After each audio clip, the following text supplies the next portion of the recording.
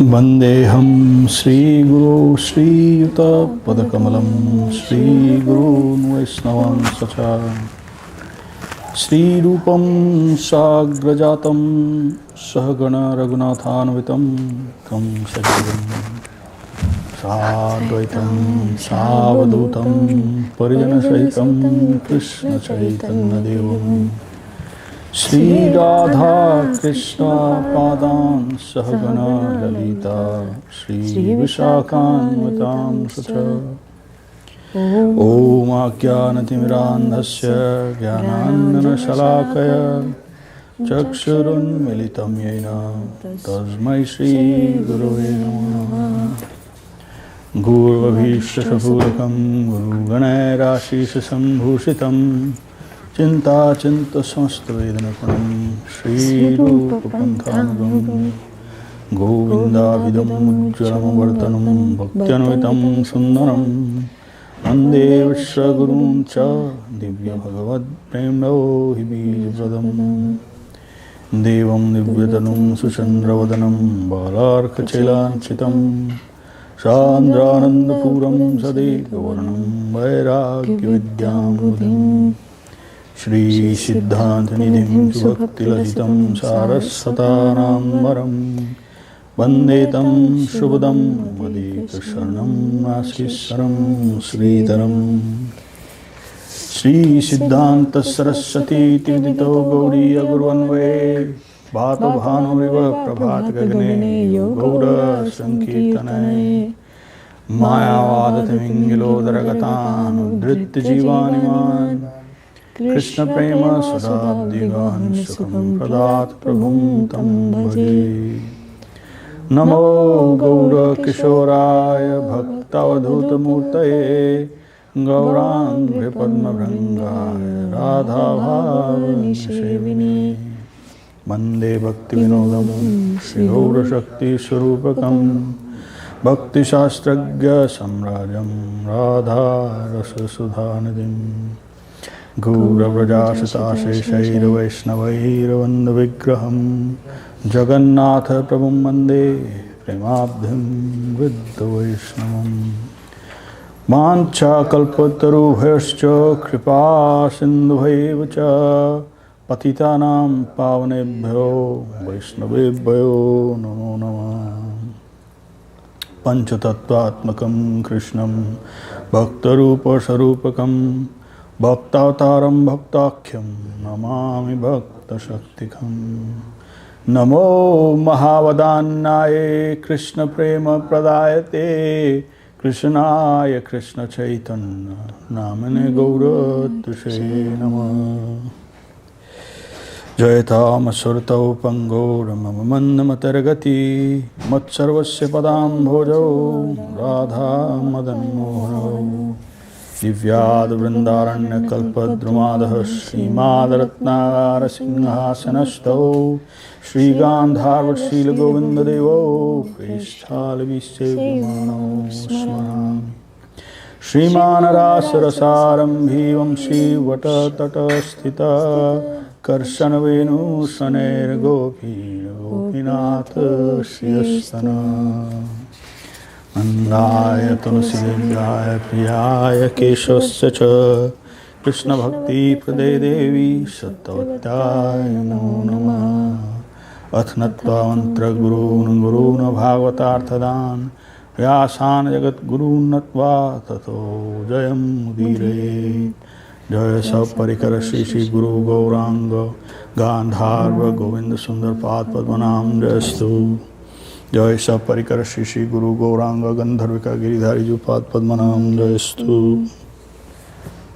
Sakala Vaishnava Pade Mora Namaskar Ite Kichua Paradhanauka Hoya Cheno Ibena Prabhu Rajata Bhaktajan Vandana Koryami Swarcharan Sri Krishna Chaitanya Prabhu Nityananda Sri Advaita Gadadhara Shivasadi Gaura Bhaktavinda Hare Krishna Krishna Krishna Hare Hare Hare Rama Rama Rama Hare Hare. Sashtang Dandat Pranam to all the Vaishnavas, devotees, servitors at the lotus feet of Om Vishnupad Srila Bhaktī Sundar Govinda Dev Goswāmī Mahārāj, Om Vishnupad Srila Bhaktī Rakshak Srīdhar Dev Goswāmī Mahārāj, and Om Vishnupad Vishwarenya Srila A.C. Bhaktivedanta Swami Prabhupada. Welcome to our Saturday afternoon Bhagavad Gītā reading, discussion, Goshti, and to our friends and well-wishers, pranam and welcome. We're live from California, Sri Chaitanya Saraswat Seva Ashram, Soquel. So we're going to begin where we left off last week, but before that we're going to have some ecstatic kirtan led by Lavanya Sundari, and we also have Nanda Kishore Prabhu. So whenever you're ready, we're going to do that, and then afterwards we're going to begin with our reading.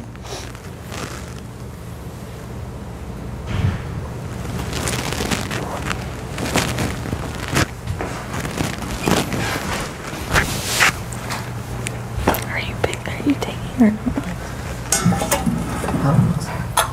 Oh, this one. No.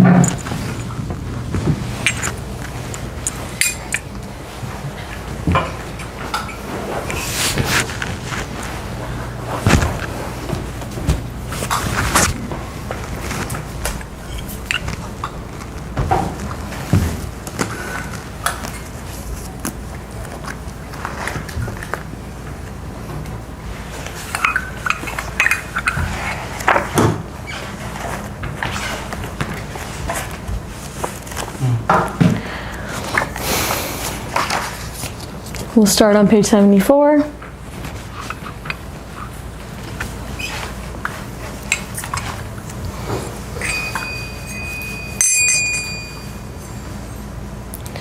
Bhaja Shri Krishna Chaitanya Prabhu Nityananda. Shri Krishna Chaitanya Prabhu Nityananda. Shri Advaita Gadadhara Srivasadi Gaura Bhakta Vrinda. Shri Advaita Gadadhara Srivasadi Gaura Bhakta Vrinda. Shri Guru Charana Padma Kevala Bhakti Sadma. Shri Guru Charana Padma Kevala Bhakti Sadma. Bando Mui Sabadhana Mate.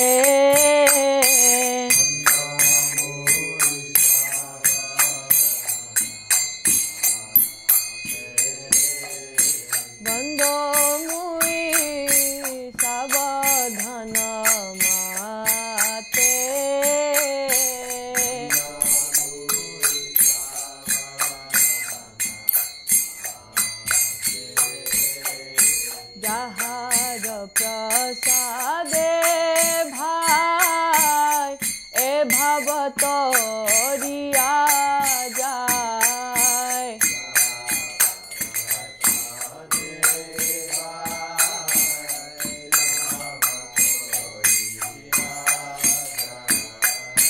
Krishna প্রাপ্তি হয় যাহা হইতে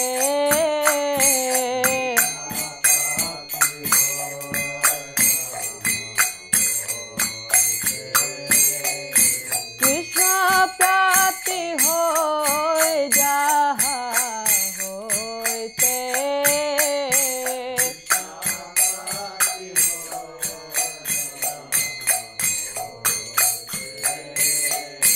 গুরু মুখ পদ্ম বাক্য চিত্তে করিয়া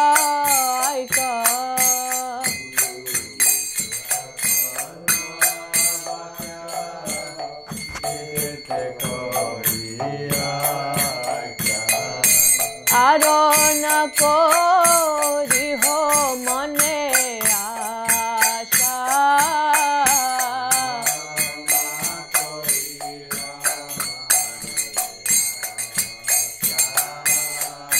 শ্রী গুরু চরণে রতি সেই সেই উত্তম গতি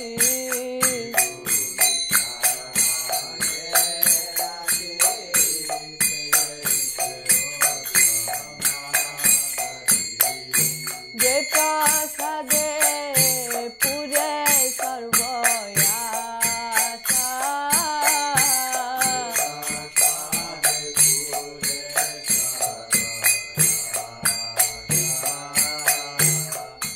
চক্ষুদান দিল যেই জন্মে জন্মে প্রভু সে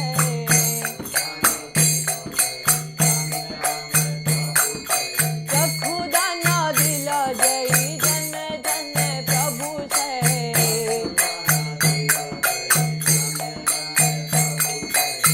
দিব্য জ্ঞান হৃদয় প্রকাশিত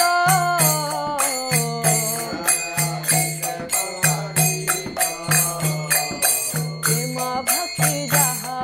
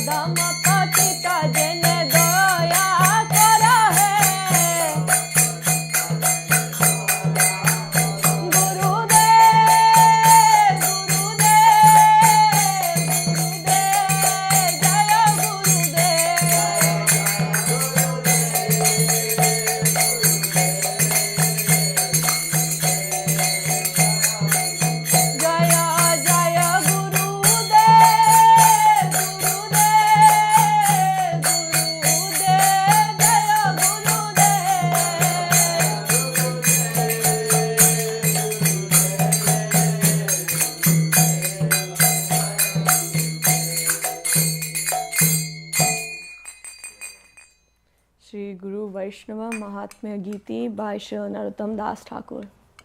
Jai.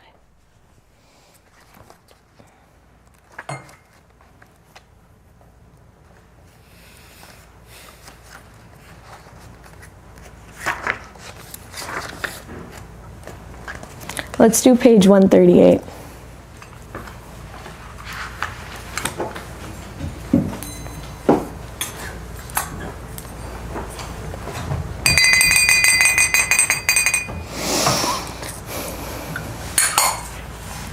গৌরাঙ্গা বলিতে হবে পুলক শরীর গৌরাঙ্গা বলিতে হবে পুলক শরীর হরি হরি বলিতে নয়নে বাবে নীর হরি হরি বলিতে নয়নে বাবে নীর গৌরাঙ্গ বলিতে হবে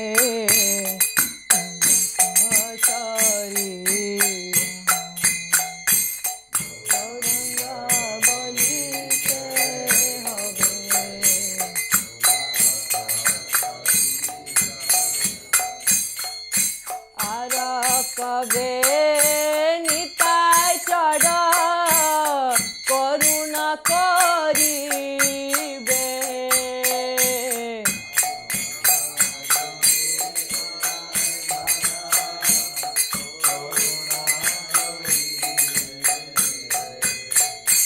আর কবে নিতাই চর করুণা করিবে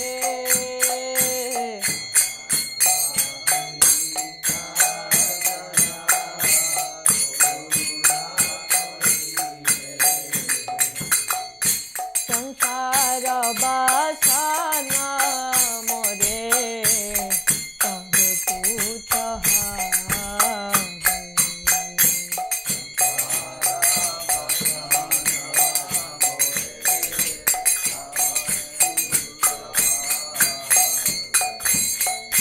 বিষয়া চাড়িয়া কবে শুদ্ধ হবে মন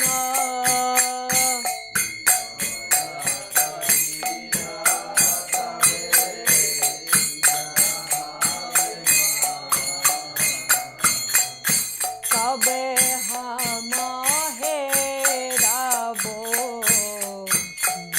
বৃন্দাবন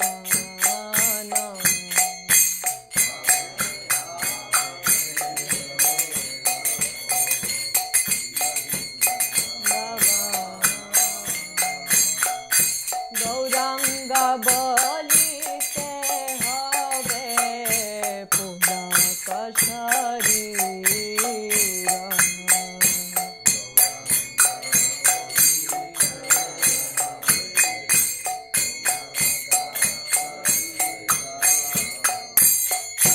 হরি হরি বলিতে নয়নে বাবে নীর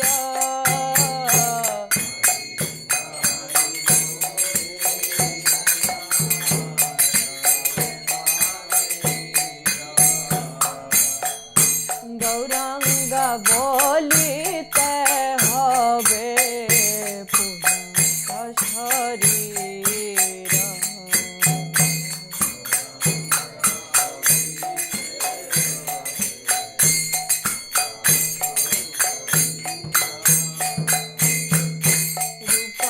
রঘুনাথ পাদে হইবে আকুতি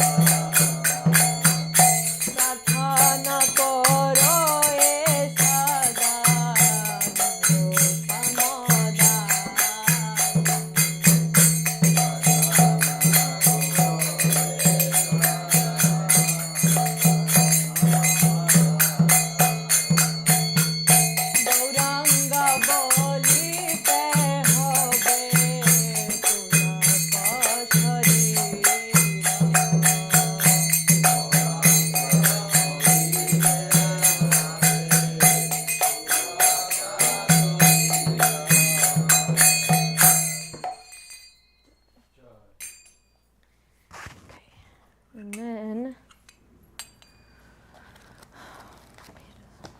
I think it's 80.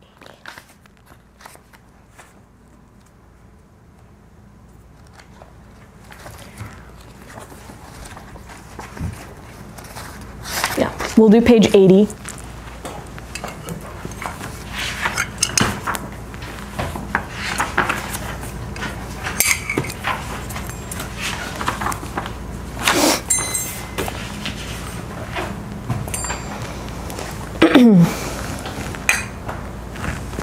सुजनार्बुदराधितपादयुगं जुगधर्मधुरन्धरपात्रवरं सुजनार्बुदराधितपादयुगं जुगधर्मधुरन्धरपात्रवरं वरदाभयदायक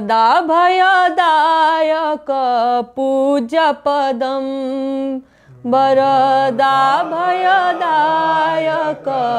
पूज्यपदं प्रणमामि सदा प्रभु पादपदं प्रणमामि सदा प्रभु पादपदं प्रणमामि सदा प्रभु पादपदं प्रणमामि सदा प्रभु पादपदं प्रणमामि सदा प्रभु पादपदं प्रभु पादपदं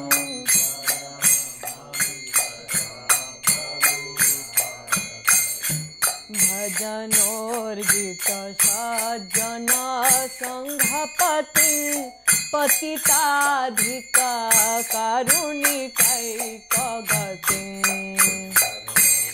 जित सज्जन संघपतिं पतिताधिका कारुणिकैकगतिं गति वञ्चिता वञ्चक चिन्तपदं गति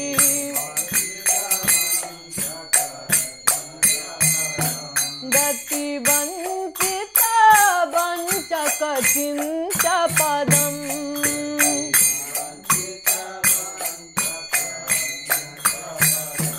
प्रणमामि सदा प्रभु पादपदं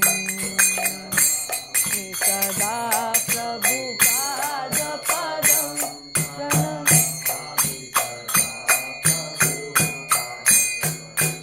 अति कोमल कंचन दीर्घतनु तनु निंदित हेम मृणाल मदम्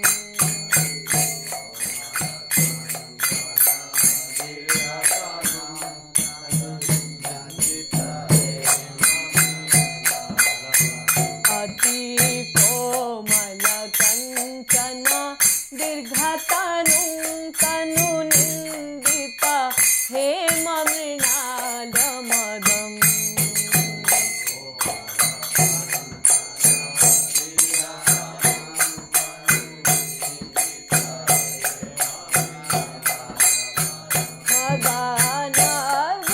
मदानार्बुदावन्दित चन्द्रपदम्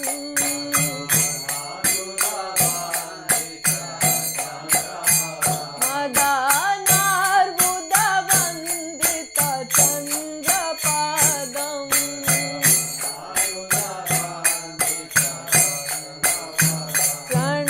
प्रणमामि सदा प्रभु पादपदम्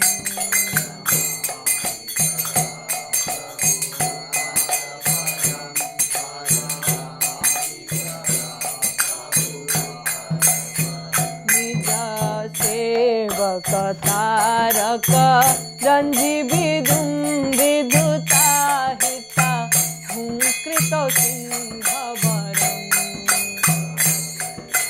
तारक रंजि विदुं विदुता हिता निज सेवक Tarak Ranji विदुं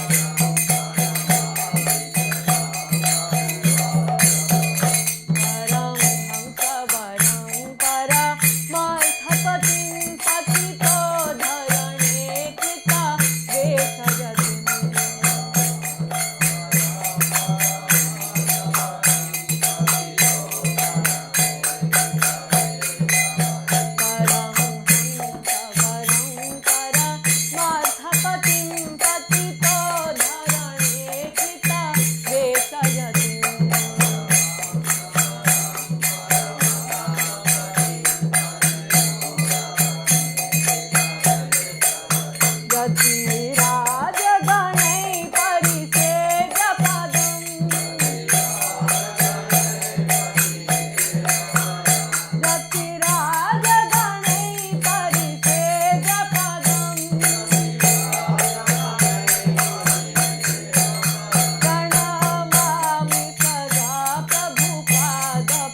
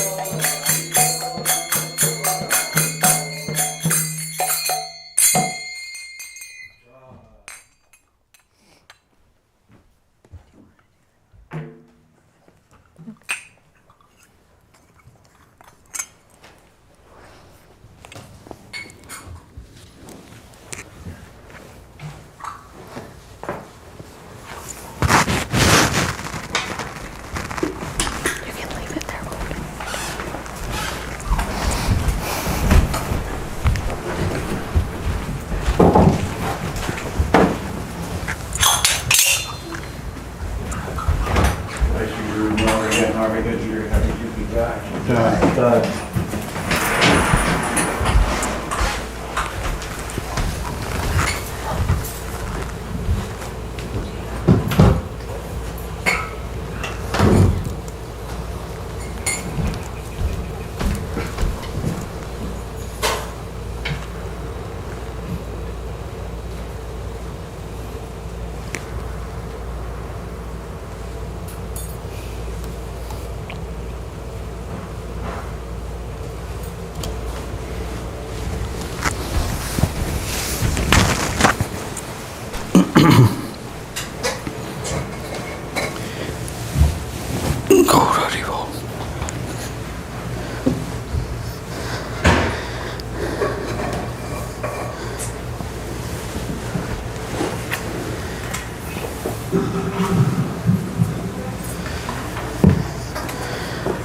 Krishna.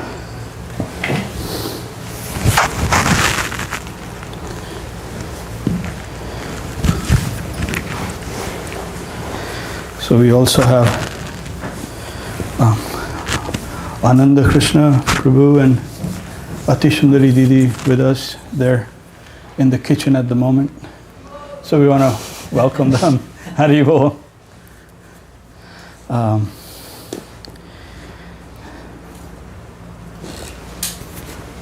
So we're at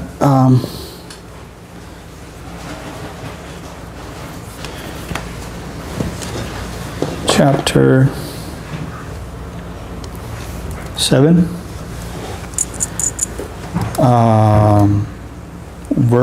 We'll begin from verse 7. If you want, you can, there's copies of Bhagavad Gītā, so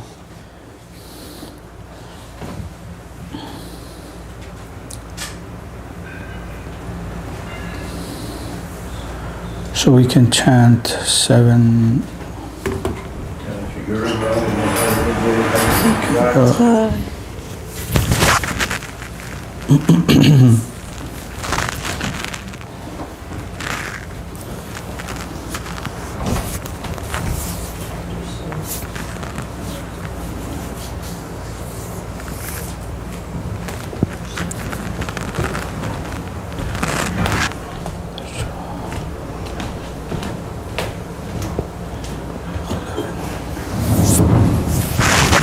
So let's chant till 11, 7. No, we've done till. We did till 8, or maybe 9 even. So let's do 9, 10, and 11. So page 126. So this is chapter 7.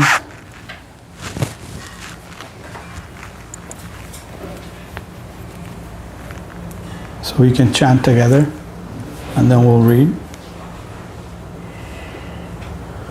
Punyo gandha prithivyam cha tejaschasme vibhavaso jivanam sarvabhuteshu tapaschasme tapasvisu bijam mam sarvabhutanam viddhi partha sanatanam buddhir buddhimatam asmi tejas tejasvinamaham balam balavatam chaham kamaraga vivarjitam dharma viruddho bhuteshu kamosmi bharatarshava. Lavanya, you want to start? I am the pure fragrance of the earth. I am the radiance of fire. I am the lifespan of all beings. And in ascetics, I am the power to endure duality, such as cold and heat. Number 10. O Artha, know me as the eternal, original cause of all life forms. I am the intelligence of the intelligent, the power of the powerful.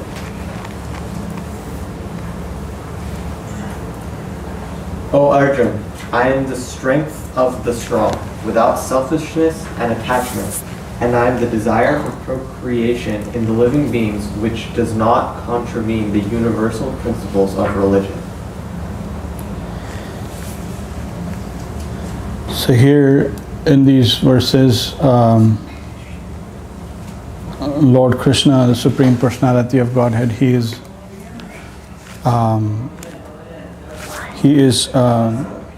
revealing His position as the subtlemost principle in everything that that we can perceive, conceive of, and which is inconceivable. So in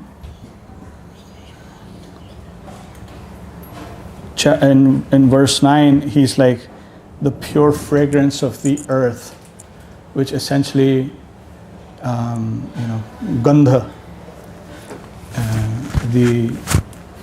the sense being the nose, object being gandha, and the corresponding element being earth. So it's the most fundamental to that sense of smell is the smell of that primary element, earth. So, and it's likened to, that fragrance is usually when there's like light rainfall. Exactly. The first rainfall of the season, usually when before the rain falls, it's dry, and then the rain falls. That fragrance that emanates, that he is likening to that. I am that. He is that pure fragrance of earth. So I am the radiance of fire. So we all have looked at fire. So that radiance is him. These are also ways of remembering him. So when we're going about our lives, when we are, we can't always chant his name, or we can't always think of him. Our minds are occupied, but how they're occupied, we can see through that. So he says, "Rasoham apso kaunteya." So whenever drinking water, Jai Srila Bhakti Pavan Janardhan Mahārāj ki Jai, Hare Krishna. Look who came from. Yeah. The quantum physicist. Yeah, he's in two places. Superposition. The theory of relativity. There we go. Hare Krishna. In practice. Hare Krishna. I'm just going for my demos. Hare Krishna. Maybe you carry you, maybe you'll say, no. So we were talking about that. Raso hamapsok. So he's the taste of water. So these are ways that we can remember him as we're, Yeah, even the drunkard.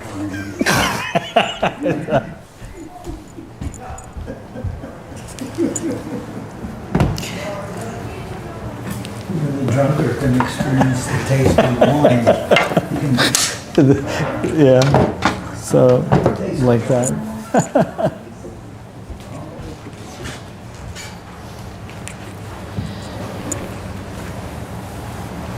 Who's dressing the deity? Malika. Huh? Malika. Nalika? Malika. She dressed the big deities, yes. Oh. You're gonna put a crown on this small? Yeah. Small Mahaprabhu. There's no crown. Right? Did it fall off? It fell. He didn't like it. He threw it. Put a hat on. He had it on Mahārāj. When they changed the garland, he moved it and then it just fell.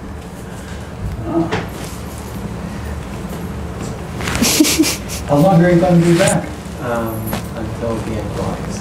Until when? End of August. Oh, great. End of March? August. August. Yeah. Hare Krishna. And then going to come back in time. So you're off till August? Yes, summer. Summer. Hare Krishna. Now today we had Ananda Krishna, Radha Sundar. Yes. We welcome them. Yeah. And today is also The first day of Puruśottam Yeah. Great. Mass. Yeah. I So read an article about my Shiva Srīdhar Maharaj about Puruśottam. Jai. So perfect. So maybe you'll talk about that tomorrow. Sure. Okay.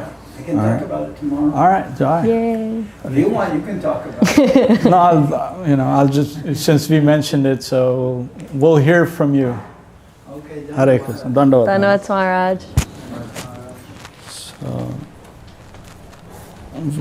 yeah, today is the first day of the Puruśottam Mass, which is like the, It's on the Amavasya, starts on the Amavasya. and it ends on the Amavasya also. So, so today is new moon, so it starts, it's the,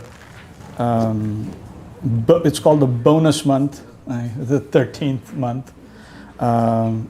So every 3 years there's tithis, there's various times that spill over, and then that, whenever it reaches 30, then, a new, this Puruśottam month is added. So it's very auspicious for vaishnavas and, who are endeavoring and practicing for us.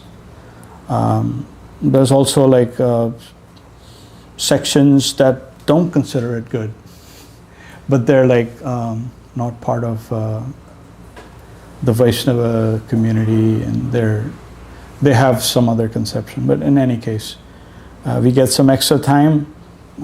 It's bonus, so we can increase our practice, increase our intensity of practice, and so forth. So, and Mahārāj will talk about that tomorrow, so we'll hear from him.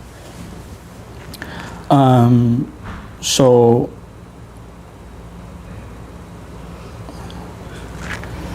verse 10, he says, "O Partha, know me." Krishna is saying, "Partha, know me as the eternal original cause of all life forms. I am the intelligence of the intelligent, the power of the powerful."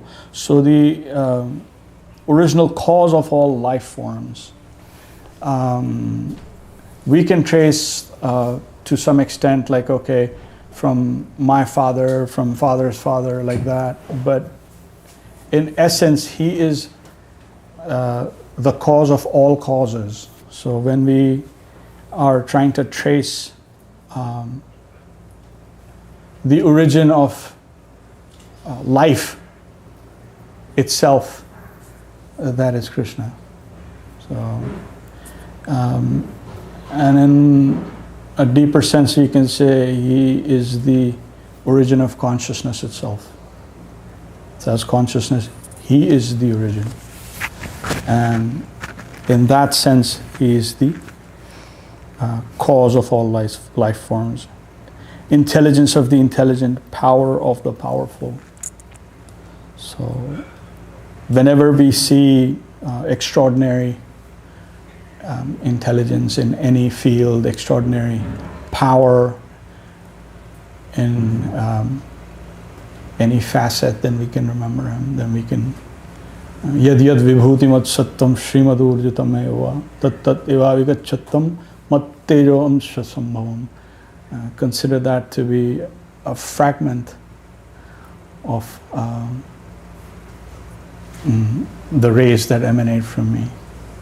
Vibhuti mat sattam, whenever you see something extraordinary, that is his position. So he's revealing that as we go along.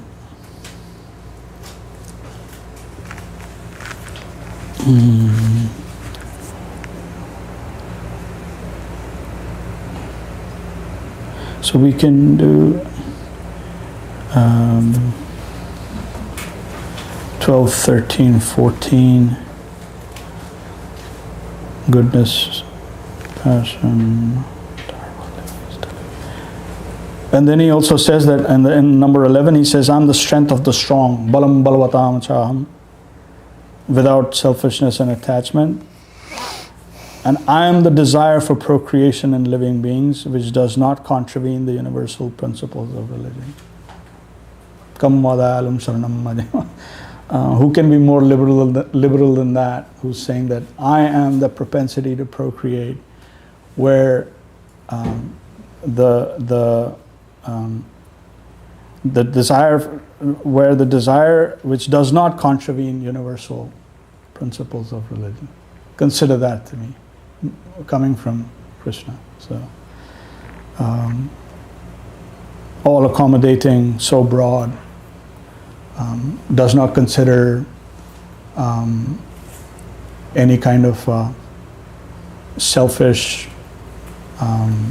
He's not putting forth any like brackets, like only from such people or from the. No, he's just saying it to everyone, to all life. That is his audience, literally. If you read it the way he has said, it's for everyone. So, and essentially, when he says dharma viruddha bhuteshu, dharma, he says sanatan. He's considering sanatan dharma. Sanatan is eternal religion. We don't say, this, that, or any other thing. We stick with what is being said by him. So that is the eternal religion of the soul, and not just religion. Religion is again not a good word. Is the function of the soul, eternal function of the soul, is more proper to say that, because then you go eternal. Swami Mahārāj used to say occupation. That's also good. But function is more proper. An eternal function of the soul. That is dharma.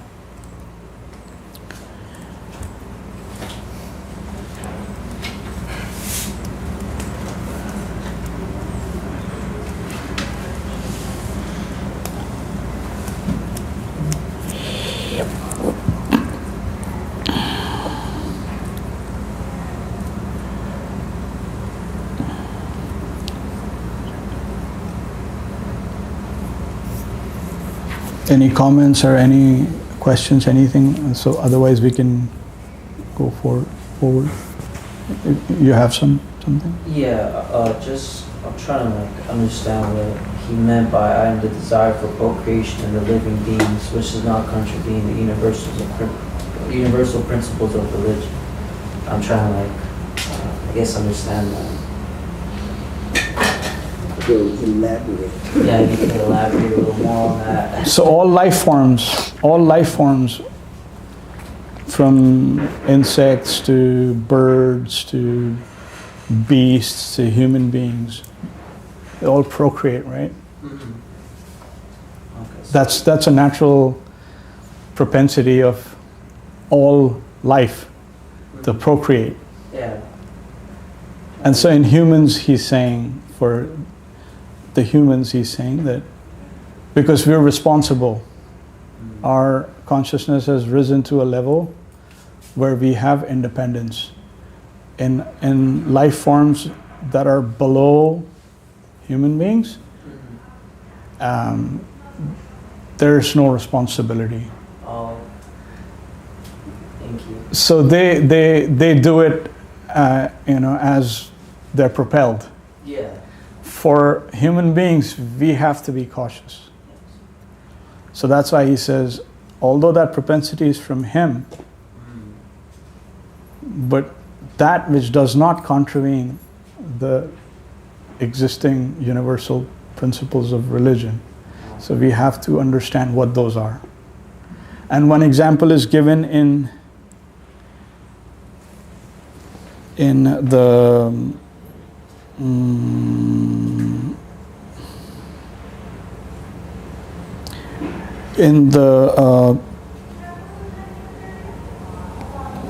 little, at the bottom of the verse where they have word by word translation.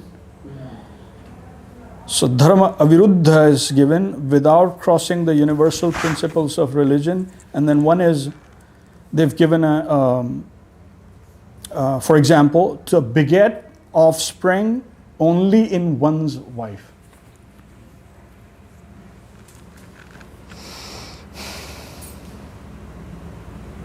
So the procreation is to procreate, but then you just don't, we can't just like be like animals. Yeah.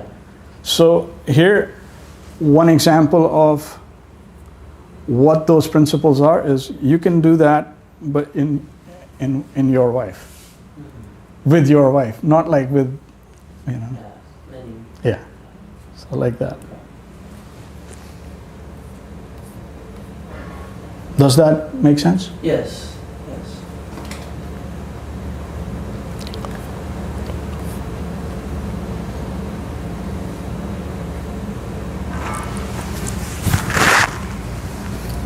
So let's chant 12, 13.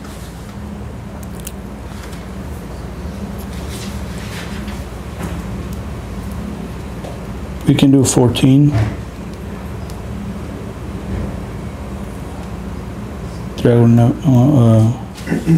Devi Hari Shaguna. Okay, so let's do 12, 13, 14.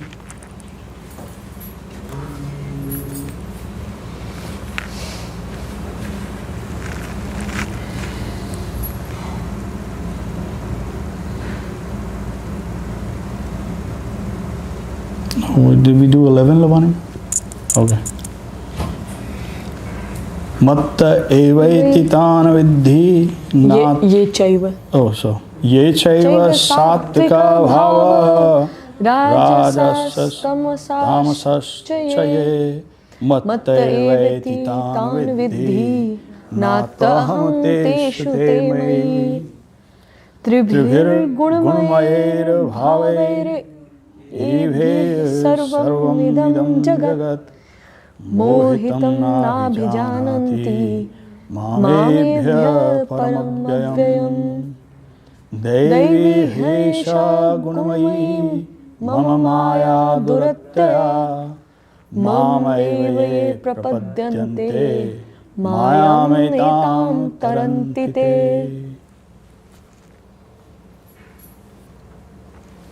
Okay, Furthermore, I know that all things of the nature of goodness, passion, and ignorance are manifest from me alone.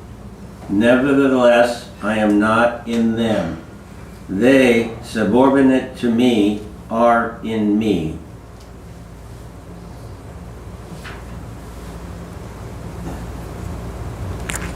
I'm lost. number 13. We're on page 127. You want to read? It's the He'll read. That's okay. no, it's the same page in that book. Okay. The entire world of living beings is diluted by the three modes of material nature. Therefore, no one can know me, the Supreme Lord, who am transcendental to these modes and immutable.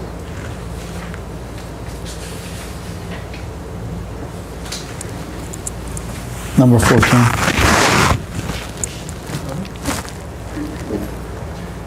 My alluring trimodal illusory potency is practically insurmountable. However, those who take shelter in me can overcome the powerful obstacles.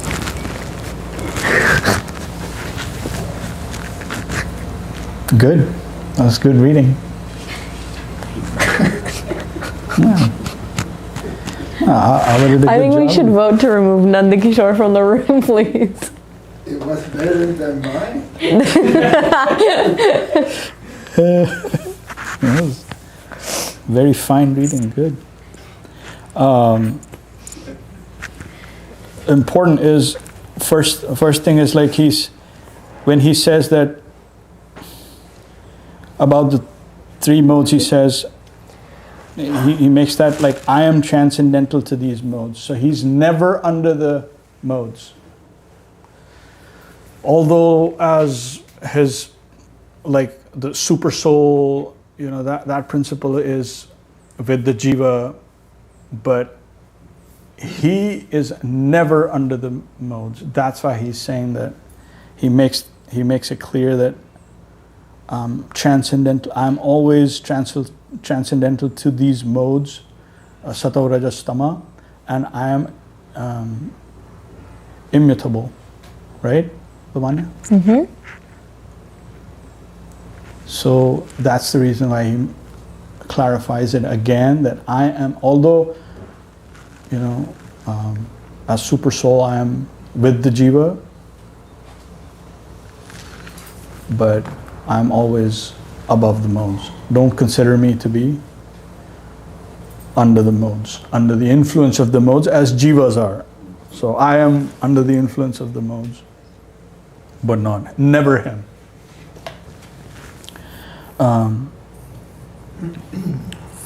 Then this, when he says that Devi Hayesha Gunamayi Mama Maya Duratya, that's a very important verse, where he's saying that this external energy, Bahirang Shakti, Maya, what you perceive as, it is not that. That's what Maya means. Ma means no, Ya means this. So what we're seeing, what we're experiencing, what we're conceiving of experientially with mundane experience, it is not that. That's what the meaning of Maya is. So Maya doesn't just mean a behavior or like any singular pattern or an object. In its entirety, what we see, what we conceive of, it's not that. And he's saying that potency is Devi, is divine. Don't consider it like lower, higher. It's divine. But Devi, so that's what the word Devi means. Devi means it's divine. It's of a divine nature. Because it reports to him. In his Ishvara form, it reports to Krishna. So Devi Hayesha Gunamayi Mama Maya. He says, and don't consider it to be in any way be a separate, independent principle functioning. No, it's mine.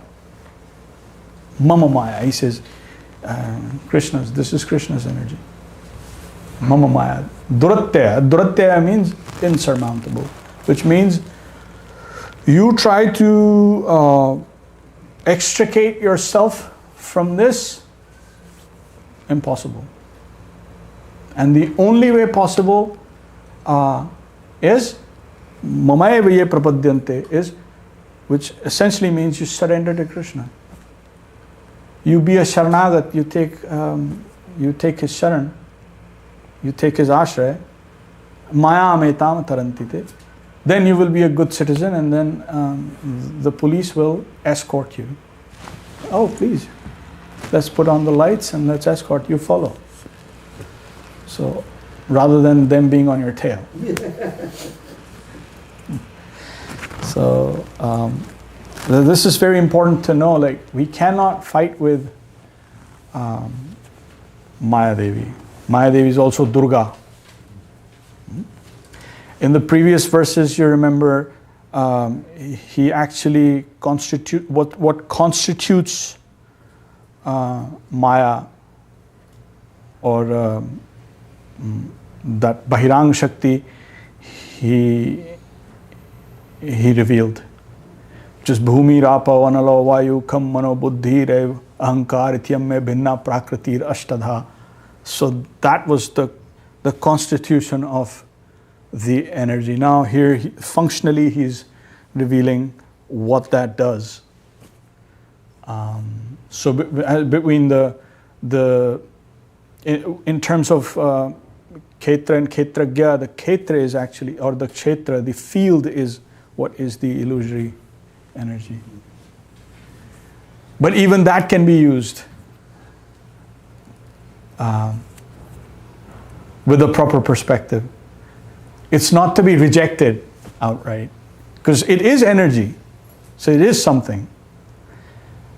However, what we perceive of it is erroneous, but we can make use of it as Kshetrajna, as the knower of the field.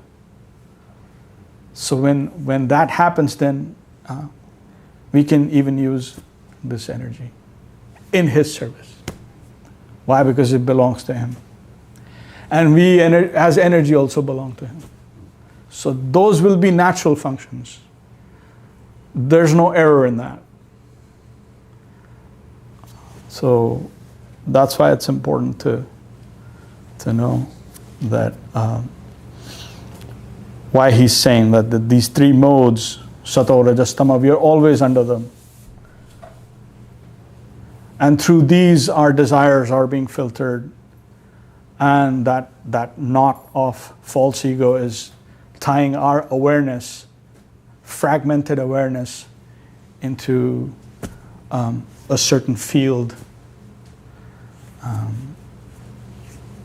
of infinite possibilities. And now the quantum physicists are coming to probabilistic computing versus deterministic. Is that right? So here, eons back, it's already been given that this is all probabilistic computing, if you want to call it that, vis-a-vis field and the knower of the field. So the most important part here is to get across that trimodal illusory potency. The key thing is what?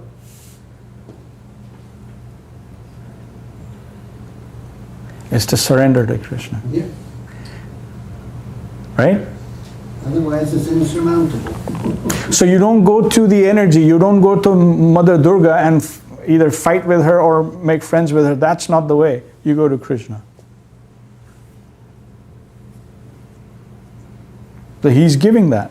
Like you Mamaya prapadyante means first person. Mamaya means to him, to Krishna. He's saying these words. So you go to him, and then you take his shelter. All good. You'll be a good citizen. No more correction. No more reaction. What reaction? You're a good citizen.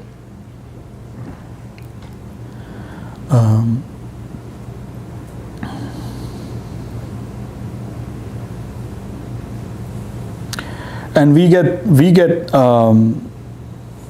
trapped by it's kind of like Gurudev said in one of his Srila Govinda Mahārāj, he said in one of, which was really nice, in one of his video darshans. I don't know if you saw it or not, but he says that it's a kind of an addiction. Our contact with the external energy becomes like an addiction. So, we get addicted. How it begins, pretty much as it begins with anything else, curiosity, want to experiment. Let's try this. And then before we know it, we're trapped. And then once we're trapped, then that is addiction. And what is like the telltale sign of someone who's addicted? They will never say that they're addicted. They'll be like, what are you talking about? I don't need help. Help? Help for what? Addicted to what? No, I'm not addicted to anything. Wait, yes, you are. So that addiction is what is the problem. And then how to extricate someone who is addicted. That's a whole process, because it's not easy. They will keep going back to doing that. And then that is the first realization within, although you can't give it up, but you need to have an internal mood of, this is wrong, or there's some adjustment that needs to be made, and I need help. And that's where you can take shelter. Then all help is available. Even though physically or outwardly you may not be able to give it up, but internally you need to have that mood. I need to have that mood that I need help. Unless that happens, none of the outer things will help. Because we will always be addicted. There's so many addictions. I'm addicted to Really? opinion. You're not addicted at all. Well, that's why I'm not addicted, because I can see what is addiction. Wow. We have someone who's above the modes here.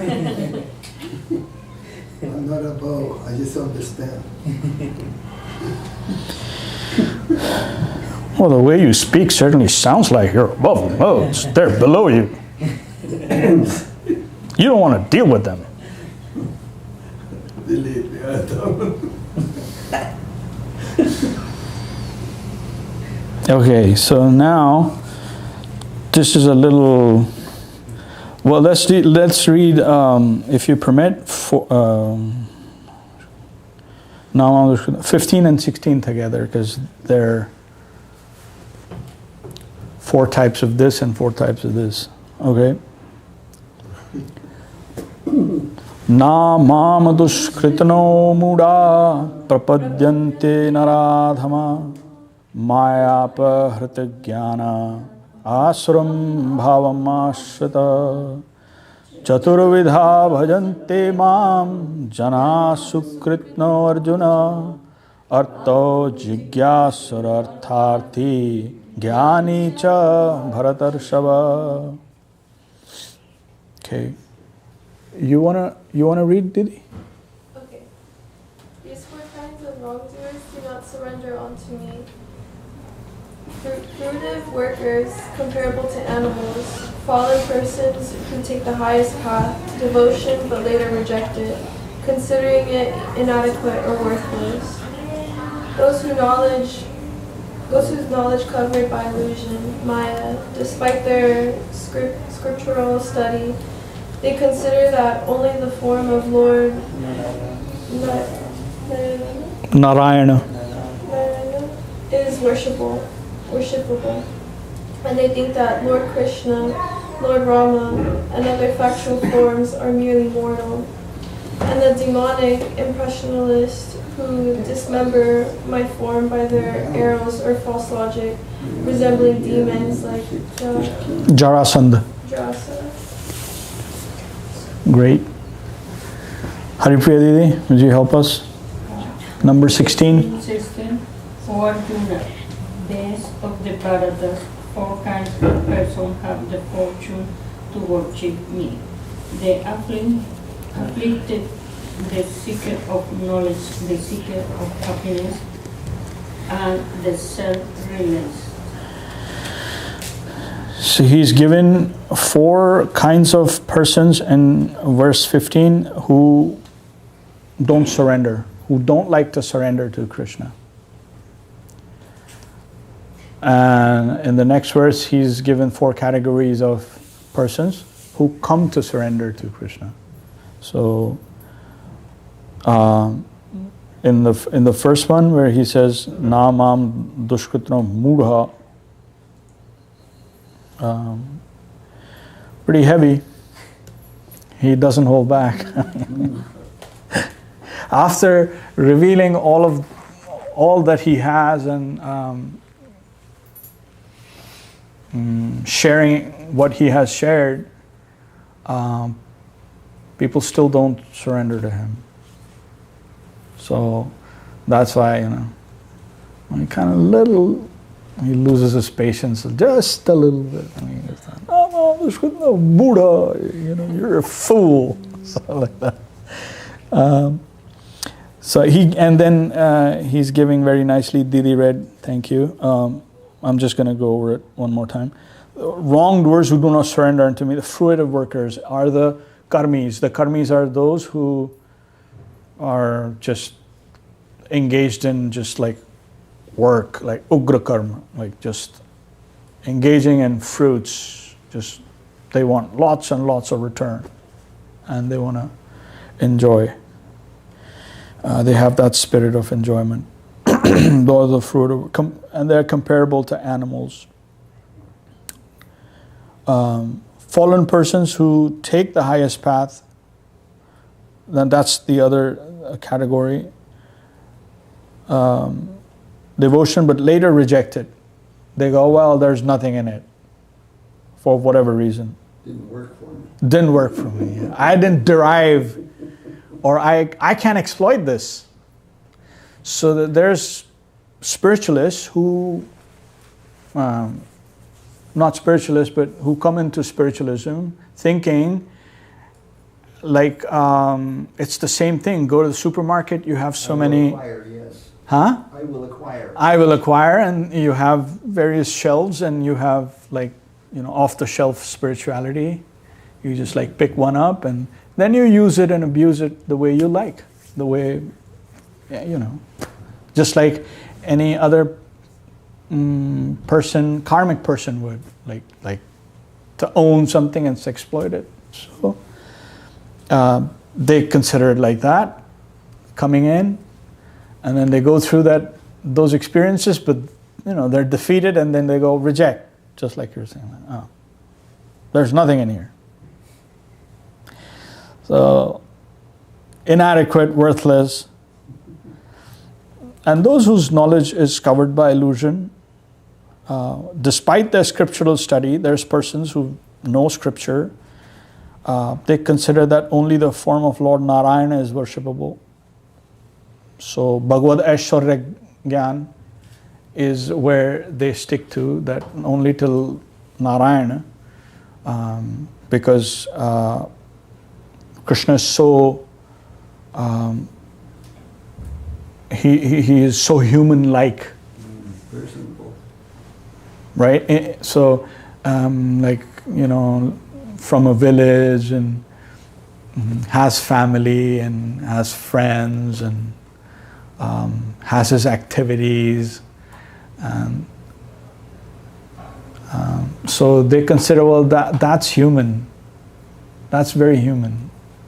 And when just the conception of Narayana is like awe and reverence, yeah, we can put him on a pedestal. So the ordinary religionist will kind of have that feeling. That's to keep their own compartment intact, so they can worship at a distance. From a distance, and never have that intimacy. So the Aishwarya has twofold thing. One is like Mahārāj Prabhu said, that within them they have that, like, we want to have him at a distance. So then they get stuck at the Aishwarya Gyan. They cannot conceive of the level of intimacy that Vrindavan has. So that he can be amongst just commoners and be a commoner and forget that he has anything to do with Godhead. So when God is forgetful, voluntarily of course, when he is forgetful that he's God, then that is the Krishna conception. He's more interested in being friends or sonhood than godhood. Inconceivable to those of us who want God. who are like, oh, he has to have that beard, or he has to be able to fly, or some weird conception everyone will have as they approach. But here he is with, and then Narayana has 4 arms, weapons, and grandeur, and so yes, that is conceivable as God. But Krishna, he's just like sometimes wrestling with his friends, and just what? How is he? Even Lord Brahma got confused, like how is this boy? He's God? no way. And then he tried to trick and all kinds of things, and he got defeated entirely. So that's his movement. That's the sweetness.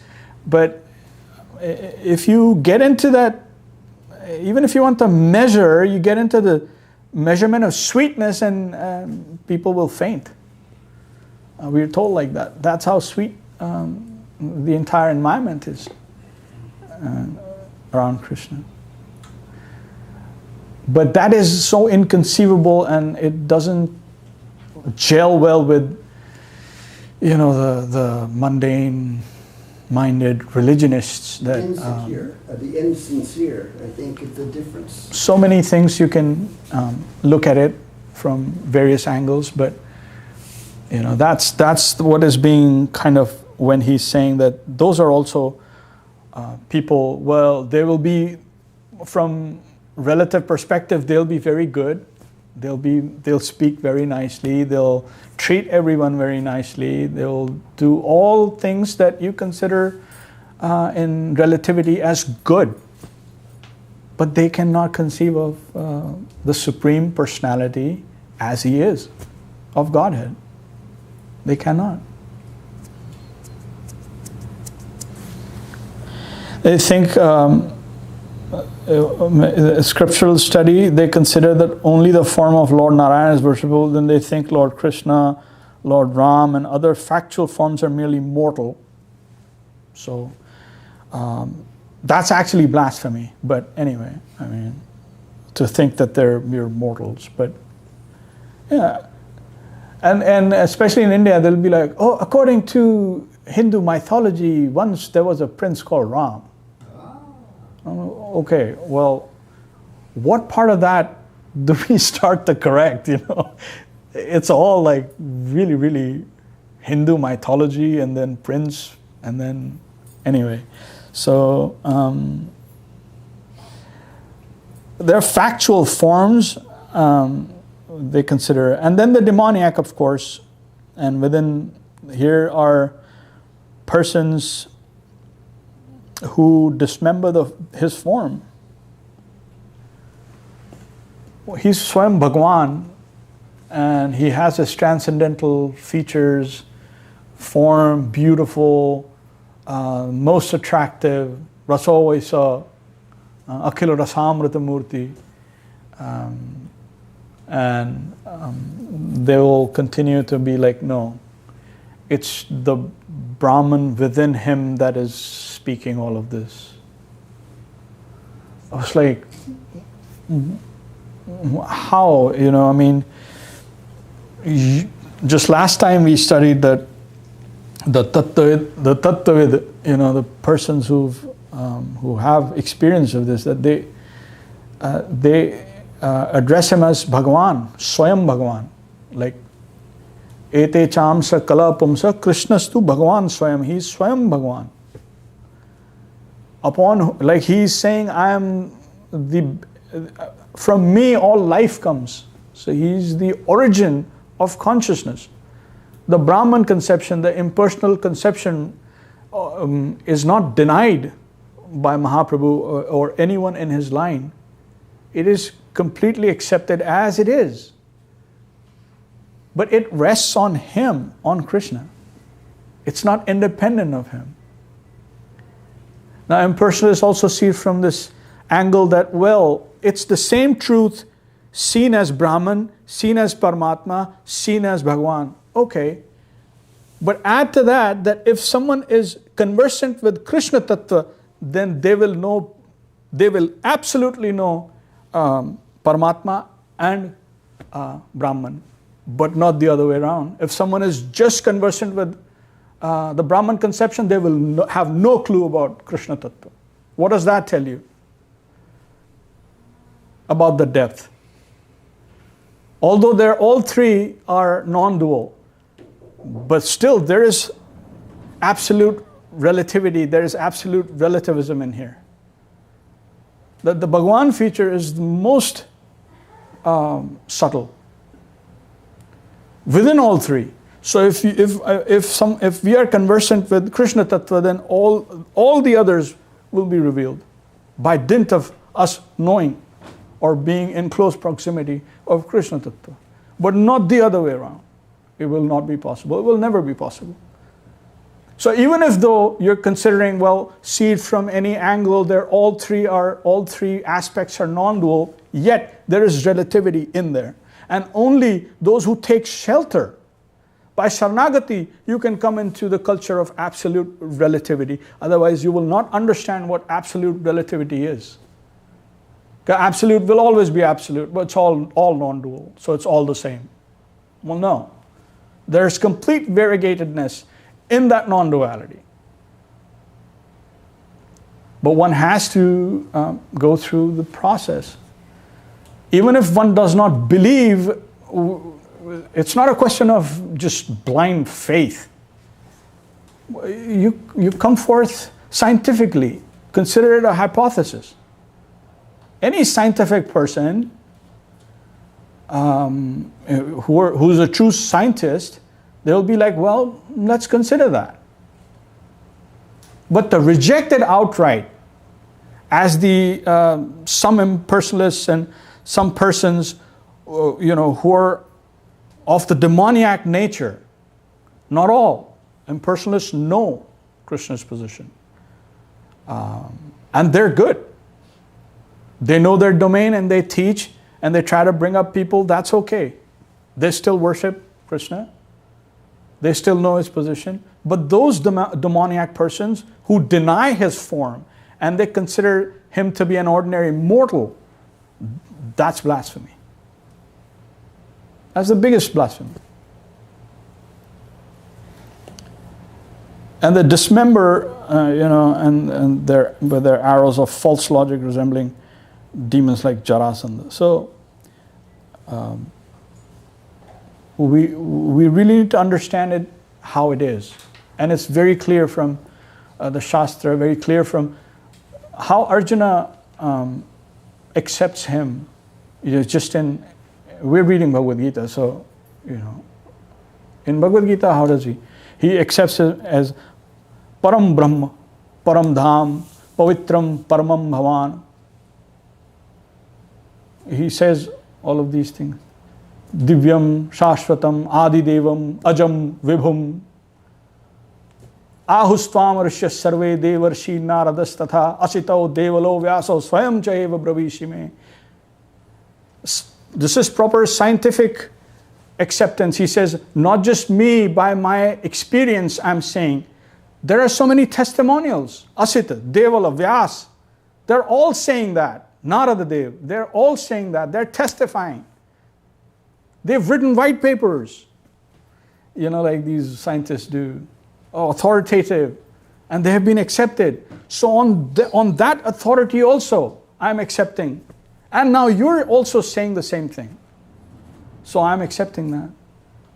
That is the proper way of accepting a conception or treating a conception. Not just haphazard, like just because you don't like it, so you're going to say, well, since I don't like this, so it's all impersonal, or it's all like this. No, let's study. So we come to those conclusions in a scientific way. How it is being given, we study that, and it'll make perfect sense. And if it doesn't, then that's fine. But at least give it a chance. For the love of God, give it a chance.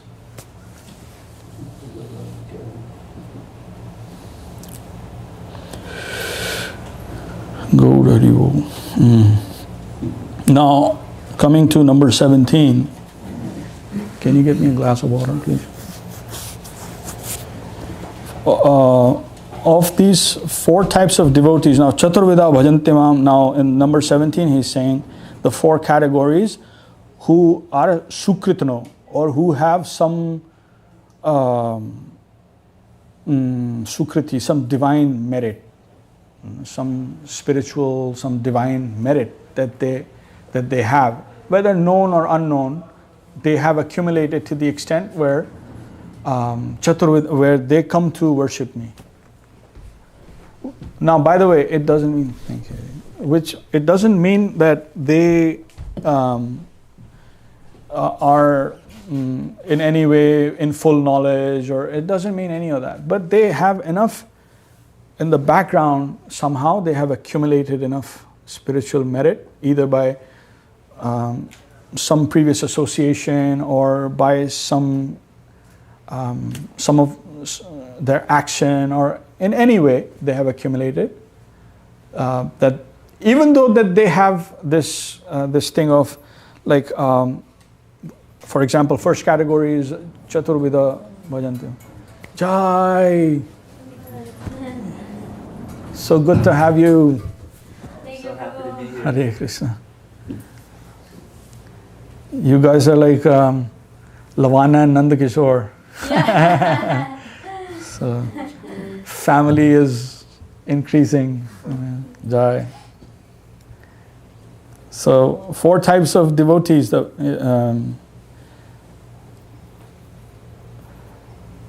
The afflicted. So first is the afflicted, the one who's in danger, and they come to Krishna like, please help me. So although they're asking for, they're in a relative position, but they approach him. So they have that sukriti, and he accepts that. Yes, you can come. That's good. I will help you. Artho. Then the second kind, the second category is what? The seeker of knowledge. Artharthi. Well, seeker of knowledge, but also Artharthi also means any other, they may need, they may be in any kind of difficulty. Yeah. Artharthi, actually artha means auspiciousness, wealth. But anyway, so, and then the seeker of happiness. So Jigyasu is the seeker of knowledge. They are the Jigyasu, the curious. Jigyasa means I want to know. So in a developed way, there's persons who just come and they approach because they want to know more. So that is accepted, and they have enough sukriti. A seeker of happiness, Artharthi, who want just a better position. They want to have their circumstances improved in various ways. So they approach him. That's valid. And then there is this Jnani. Jnani is someone who is in knowledge. And what kind of knowledge? The non-dual kind of knowledge. Self-realized, which means they know their intrinsic nature. They know the nature of the soul. So they are the Adhyatma. They have considered deeply, and however they are realized. They know that they are the soul. They are not all the other designations associated with the mundane quarters. Because we live under these various designations of who we are. But they have come to this conclusion that they're soul proper. But that's as far as they are, because there's more. So that's why he says, even they are welcome to come to the same school. So those are Sukritano. Those are the 4 categories that will come to Krishna. None other.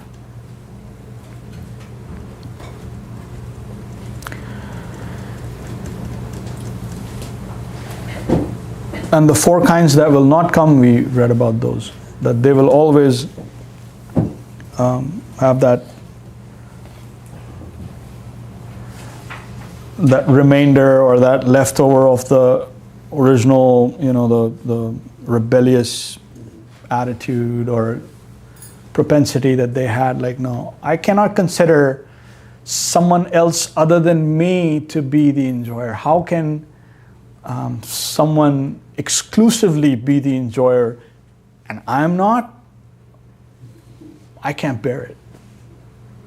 The false ego cannot accommodate this. I mean, talk of, persons who are, who've elevated themselves a little bit.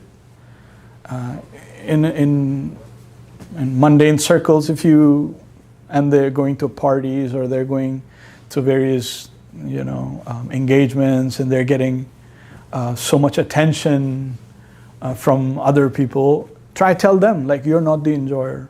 See what happens. We don't even need to imagine.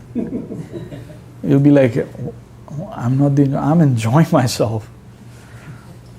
Look at the company I have, look at the wine I have, look at the conditions I have, and here's this person coming to me and saying, you're not the enjoyer. How miserable they must be. So they're not enjoying like me. So it's almost impossible for the conditioned individual to accommodate that Krishna is the only enjoyer. And wholesale, it's like just enjoyer of this. No. Just this wholesale, all kinds of enjoyment is only his. That's actually really revolutionary for conditioned persons to accommodate. So that's why it becomes, a major thing to, like when he says that I am the only one. Then you have to wonder, is he enjoying me? Aham hi sarva yajnanam, when he says bhokta cha prabhurev cha. I am the only one. But the thing of it is, like, when we see why we come into this world, that original sprout, ichcha and dvesh. So, although we're tatastha, by nature, we're from that tatastha plane, but we come into this world of dualities because of that sprout, which has, it forks into ichcha and dvesh. Ichcha means my desire, separate desire, and dvesh means that aversion from the center, to accept that as the center. So that's what causes this duality, this world of duality to sprout up. Because everything is, then whatever we find experientially, you evaluate, you will find it all is like, it has expression of that same duality. But that is the reason why the outward manifestation reflects that inward stance that rebellious unit has when they come into this world of darkness to enjoy. So that ichcha and dvesh. And then the problem is ones who get tired or who get disgusted by this field, the same sprout they try to superimpose to go back. Renunciation. So that disgust is from this plane. Ichcha is to go to a plane which is peaceful but self-centered. So if you apply that same, like that fork logic, you will never go to Krishna. That is the plane of dedication. That is true non-duality.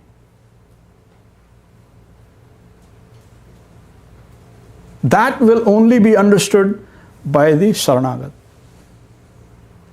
If we try to superimpose, by that duality that sprung in me, I have come here, and taking that same, I will go back. It will never go back.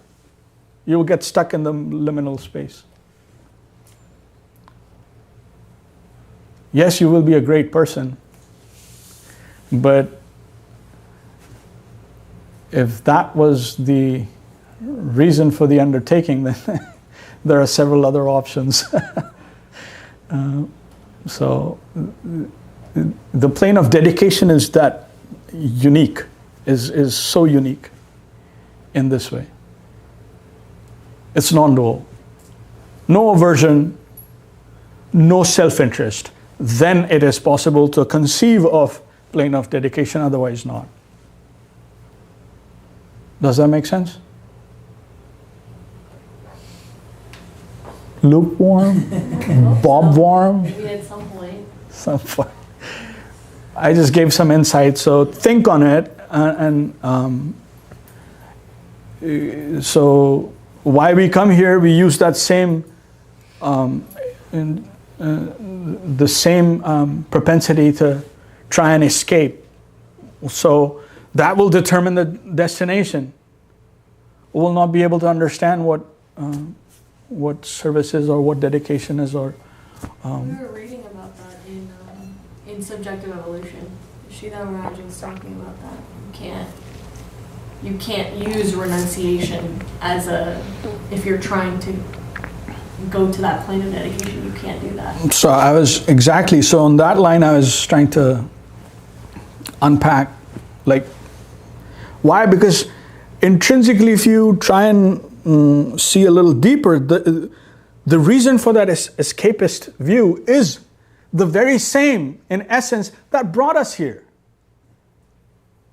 So it's just like a loop.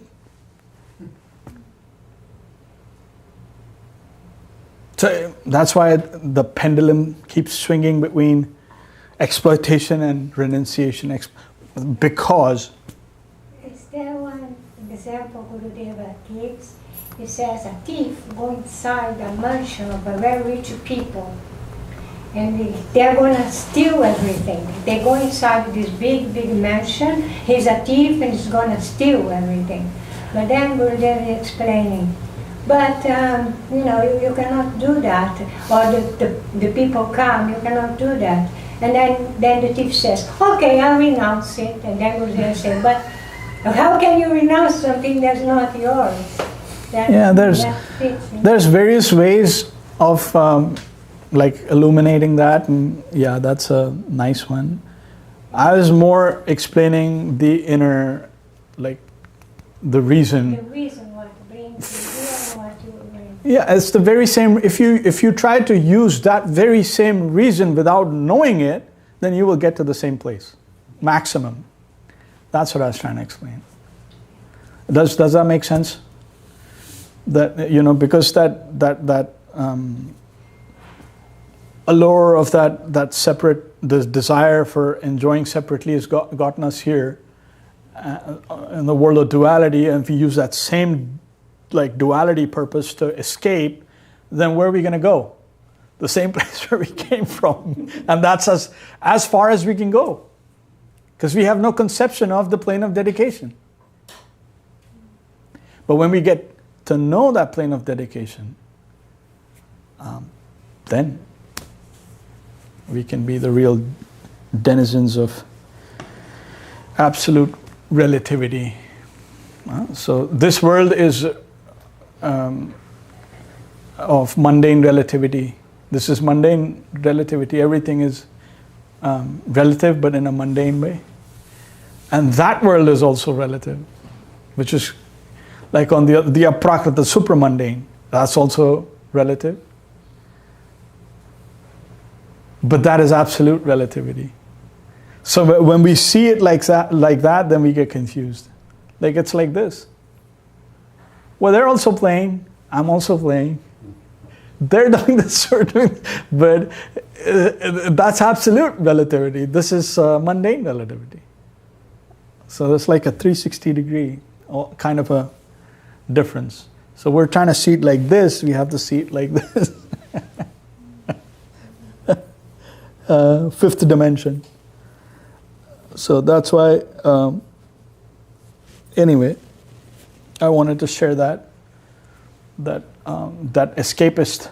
And that's one reason why they start to have problems with the plane of dedication, where they try to deny things. Since they cannot conceive, I cannot conceive of it, doesn't mean it doesn't exist or it's not there. But by logic and by other extrapolations and projections, they try to no, there's nothing else, there's nothing beyond that. So, which is harmful. It's okay if you, in private, they want to believe that, but the problem starts when they come out and they share that kind of a closed conception with people. So then it becomes harmful.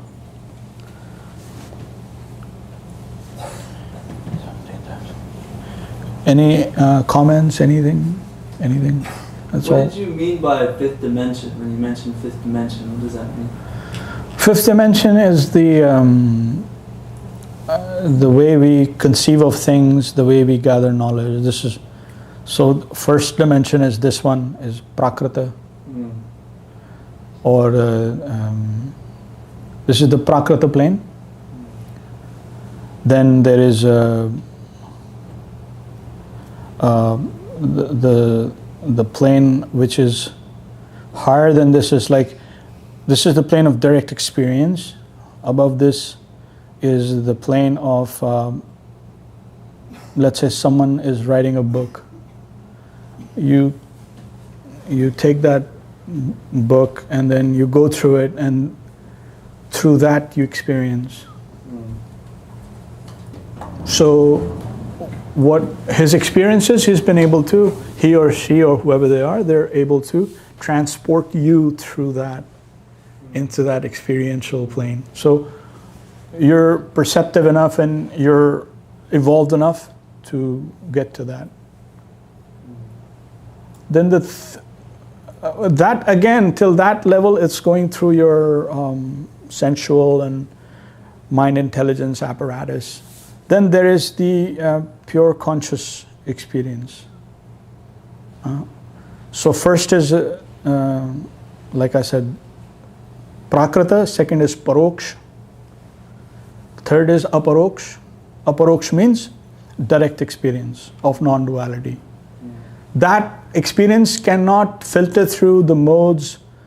I'm talking pure experience. There can be Sagun, but I'm talking Nirgun. The Nirgun experience cannot be filtered through any of our sensory capacity. It is directly awareness in a loop, coming in touch with awareness. So that is a Prakriti plane, third, where the observer, the object of observation, and the act of observation converge at one point. That is the Aprakrita. Or not the Aprakrita, that is the Aparoksha. That is the third level. Direct conscious experience. Then fourth is Adhokshaja. Adhokshaja is fourth level where you can perceive or have some conception of it if it extends itself to you. Like you're at the top of a summit, but you can't go any further. But if someone drops a rope, then you can grab onto the rope or a ladder, and then you can be taken further up. That is the fourth level, Adhokshaja. Fifth level is Aprakrita, where Aprakrita and Prakrita, they sound similar, they experientially, they appear similar, but without the defects of the Prakrita plane, the fifth dimension is free of all errors and selfishness. It is pure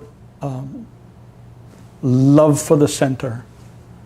love for Krishna, back and forth. That is what makes that plane function and move, primarily. Here it's all selfish. Then it has his, all. That's why that's called the fifth dimension. Thank you. I was wondering if you could dive deeper into what you meant by absolute relativity. Yeah, so that's between prakrita and aprakrita. That's the so here we are all like living in relativity. You know what like relativity is like? Everything is relative. Can you give an example, Nandakishore? Hot and cold. Hot and cold. Well, yeah, I mean, that's duality, but what is hot to you may be cold to me. That is relative. Although, so it may be a difference in temperature, and a third one may come and go, well, this is warm, but to me it's cold. So it's all opinions. In my opinion, this is this. In my opinion, this is this. In my opinion, this is this. So that's like relativity. There's no, we can't identify like a center, which is the absolute. In absolute relativity, when that center is identified and is actually active, then everything around it is relative. Although it is, the environment is absolute. So it's a different kind of relativity. It's something like everything is included, in and out. Not in this case, I wouldn't say that. But here, the absolute relative means how, so let's say the infinite is in the center. Infinite is in the center. And there's like finite. But they're all in this environment, which is by nature non-dual. It's cured of all the problems and shortcomings of all the other levels. But it continues to move in a similar way that the movement here can be traced. That is absolute relativism.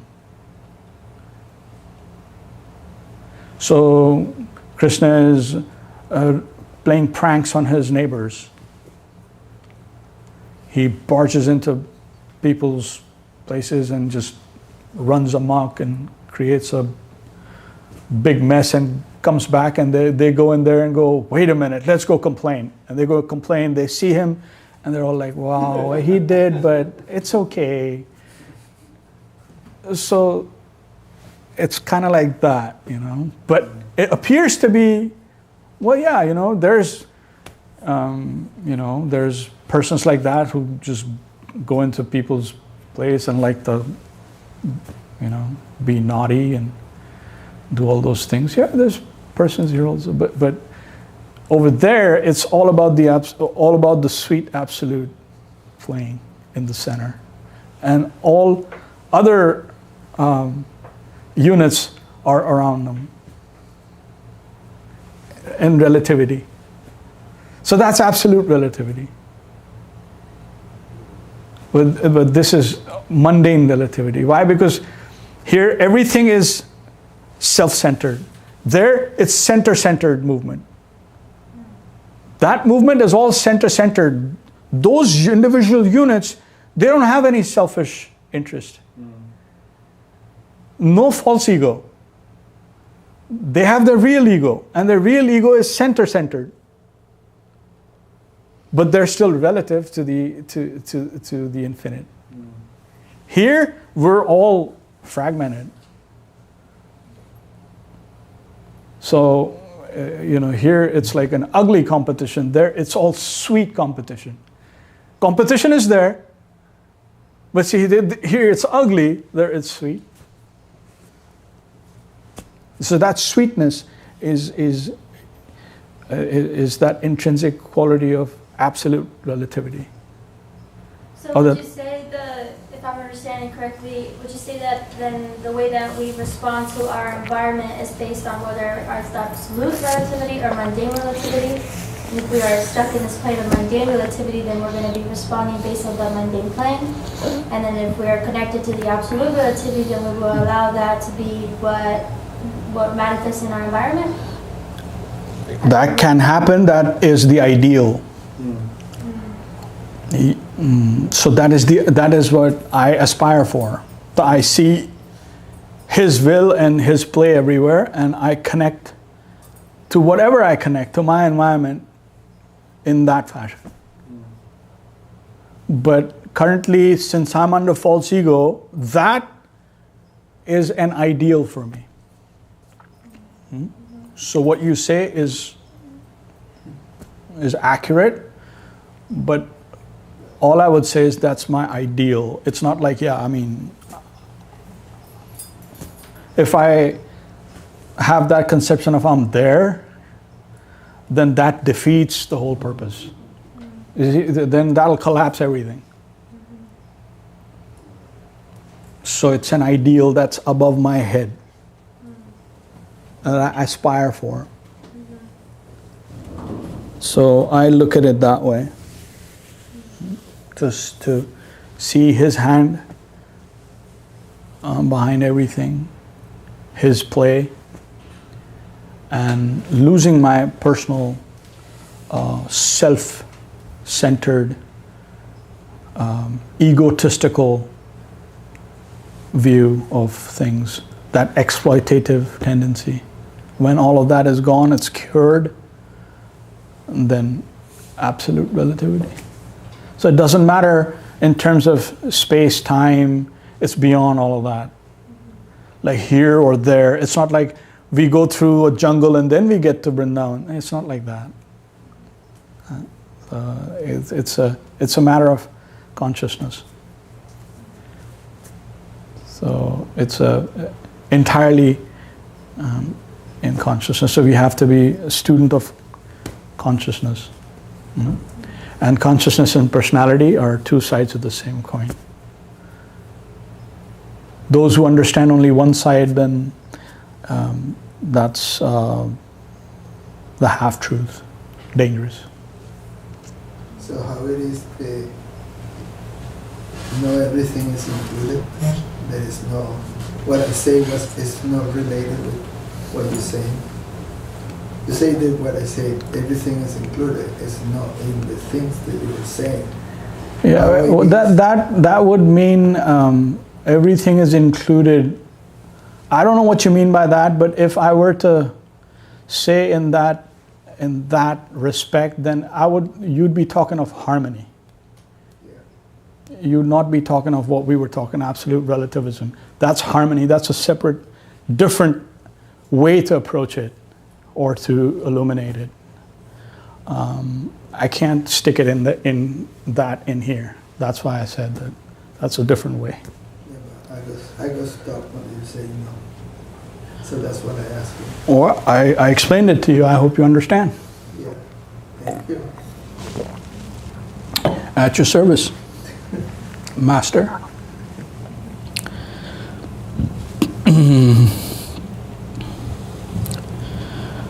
Okay, I think by your permission, if we pause here, would that be good? Then we can take it up next time. Or you want to do a few more verses, whatever you want. It's up to you. You want? How do you feel? I'm good. Okay. All right. Let's at least do, trying to do till 19. I think that verse is pretty important too. We can save that for next cycle too, but. Oh, let's do that. Where are we at? 17? 17, yeah. Okay, let's do 18 and 19 then. Or we didn't do 17. So let's do 17, 18, 19. Chapter 7.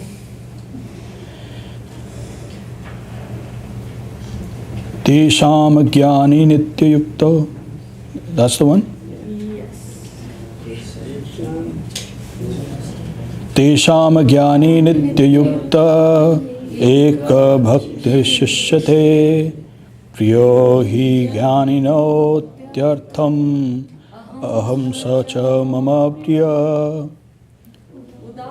dara sarva evate jnani tatmaeva me matam astita sahiyuktatma mamevānuttamam gatim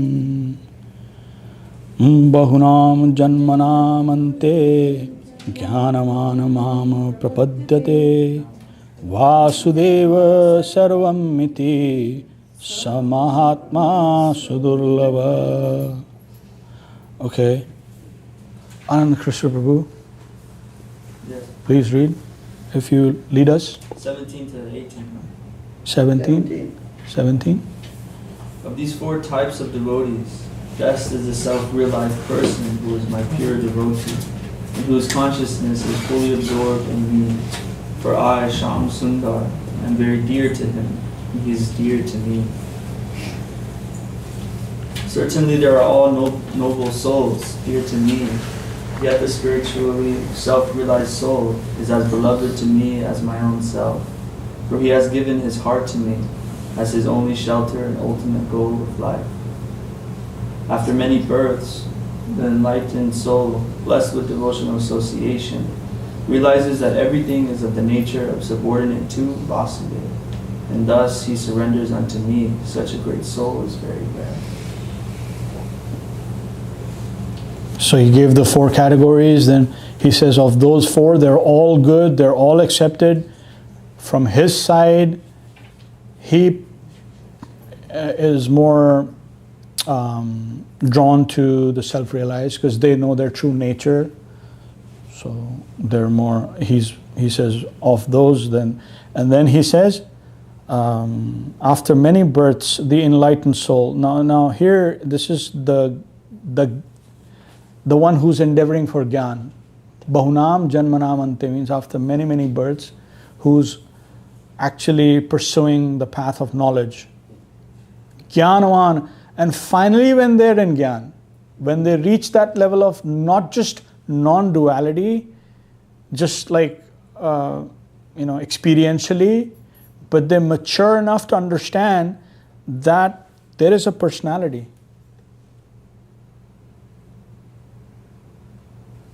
Vasudeva Sarvamiti.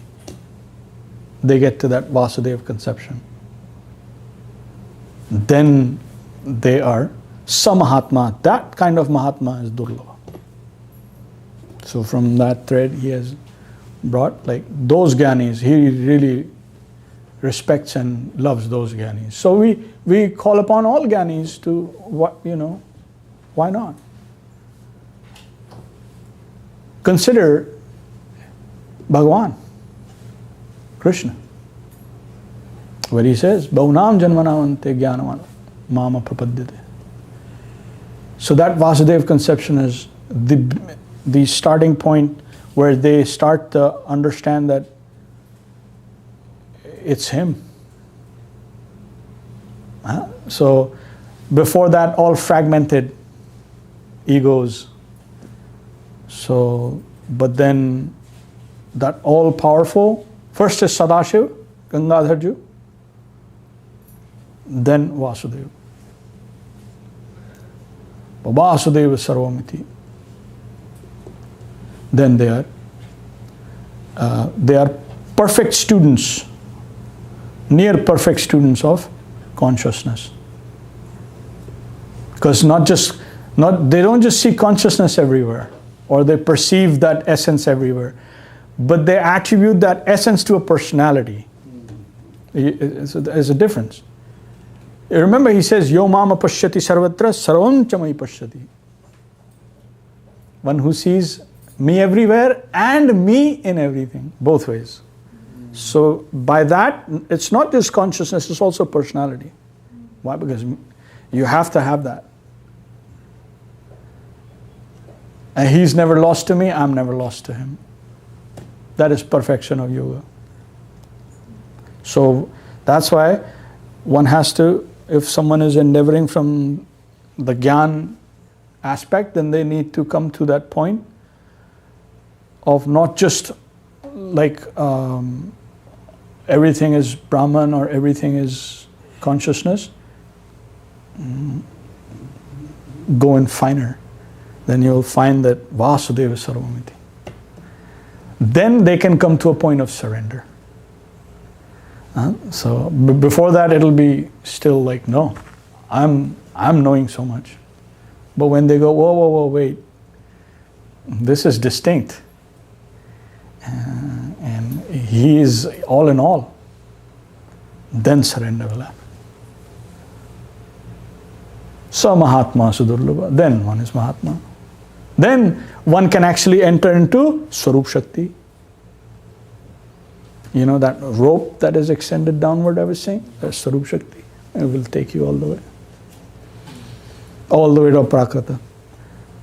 Otherwise, from any place below, one cannot just simply gate crash or do any of that.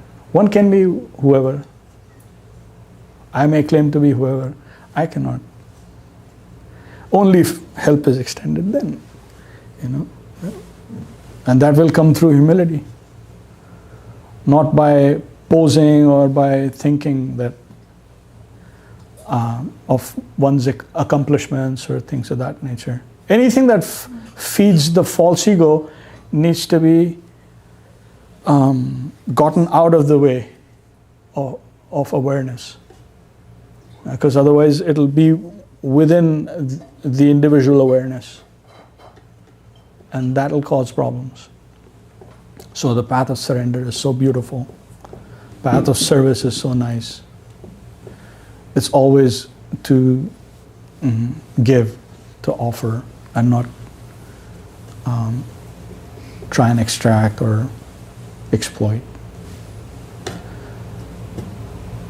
Because the moment we start to observe, and then more self-centered, so it becomes counterproductive as far as our growth is concerned. So we give honor to others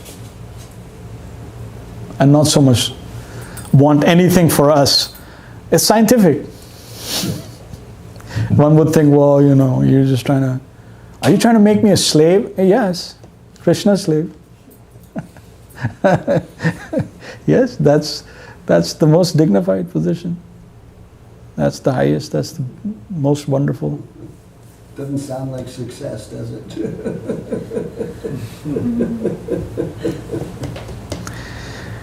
It's good to examine it from a standpoint like, doesn't sound like success.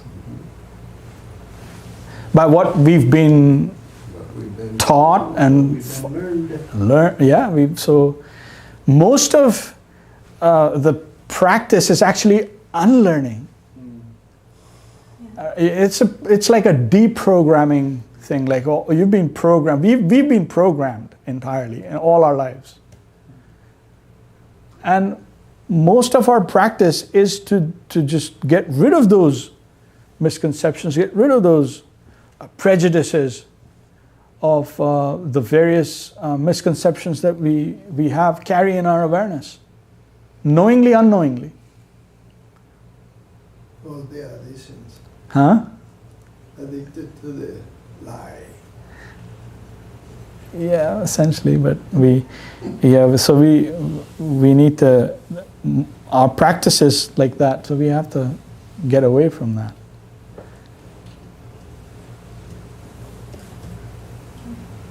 That's how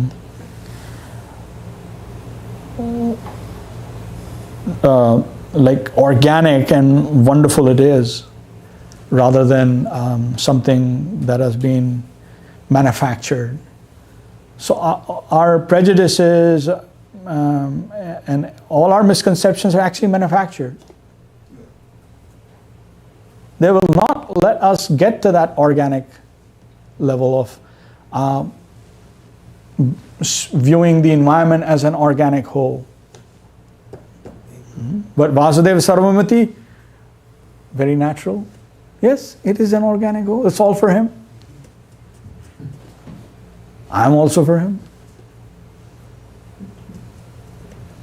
But we rely on our, existing framework, then we have what we have. So we have to be losers first.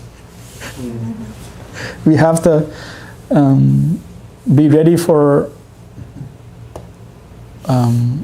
all loss, no gain. That's the bet. Empty your pockets. That's it. Just everything. Empty everything. But then we are told by Guru Mahārāj, Gurudev, that corrected, we'll see we're all gainers. There's nothing actually we lost. So, but that leap or that, to Sharanagati is to be ready for all loss and no gain. So we have to be losers. Anyway.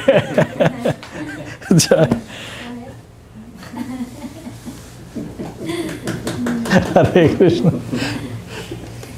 So,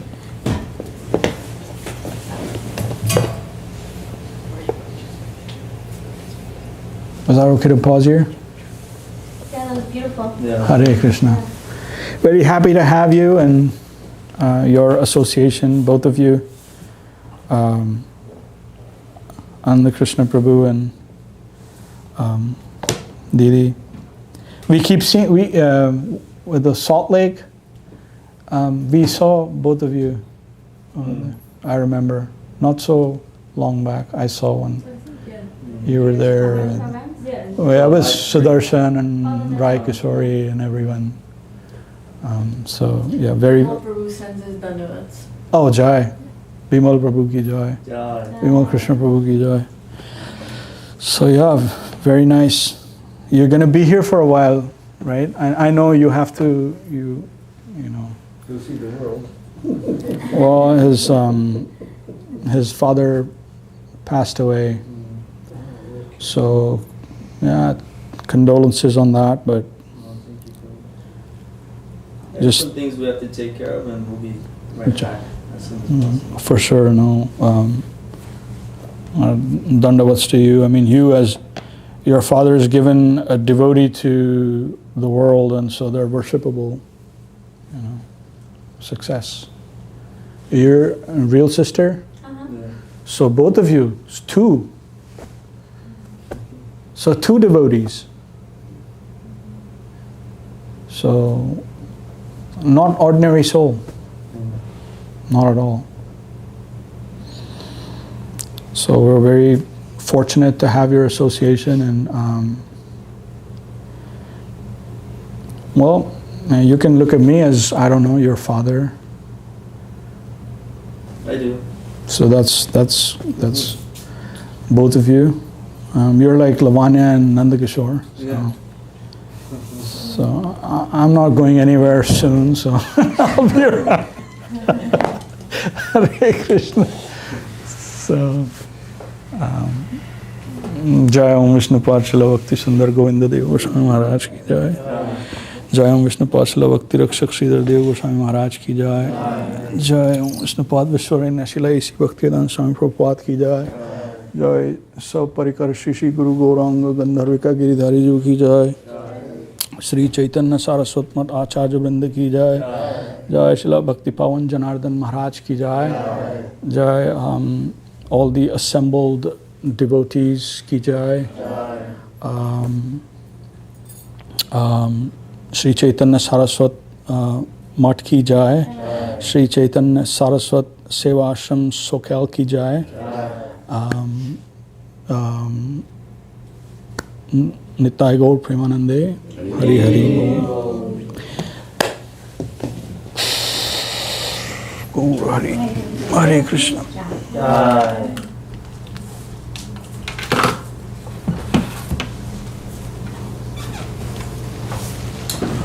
will do the Arati now. Arati now. Okay, let's go. Let's get me once. Okay.